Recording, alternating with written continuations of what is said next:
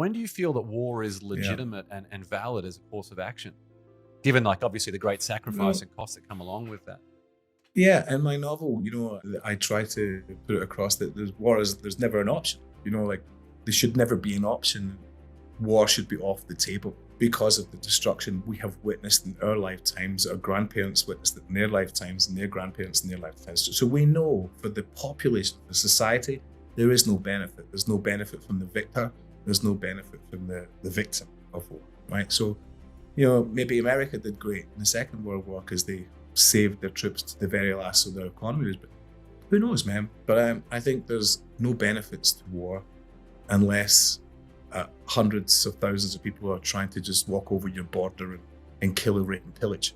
Of course, then defend against that, and I'll be the first one up there doing that. But when it comes to political dialogue that went wrong, or little skirmishes here and there, which were just little fires that could be put out, these are not reasons to go to war. So I think then I'd go back to my religious studies, and what's most important to me. And it's like, well, if we're going to live for love and in love, then we have to have love on the table, even at time of war. And I don't think no one needs to go to war. No soldier wants to kill another soldier. Even though you've got commandos or the special forces, we're all trained to do it. Once you've done it once or twice, it's not something you lust after. You're broken if you do. It's our sacrifice for the freedom of our people. So I don't think there's ever time for war. There's definitely time for special forces, soldiers, because there's so much work to be done in the world. These are the best trained people in the world, and they could do loads of great work helping people become not homeless or in poverty. These people are bred to help and motivate, and they could do great jobs at that. Sending them to die in political war is probably the saddest thing that I've ever heard about. And I didn't know anything like this until I'd been to war, came back and did my own research. If you'd asked me in 2008 about this, I'd be like, what?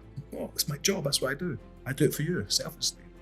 Then you come back from war and you watch the news or do your own research and you start to realise that war could have been avoided, or he lied about that. That was terrible. What happened to that person who lied that we went to one of those people died? Now we've proved the guy's lying. He still lives in his mansion. Why is that? That's war is a fog for sure, but the deceit behind the one who started the war needs to be brought to the table. We need to be seeing these people tried for crimes and make a law that if someone tells a lie that causes other people to go to war or to die, then they should be up for execution, and there shouldn't be a discussion about that. When you've learned war at a command level and you know war at a soldier level, I've got experience in both of them. I would say it's very important at this part of our life for the people to have a bigger voice, that the leaders don't do things behind closed doors that will cause the death of potentially millions of people.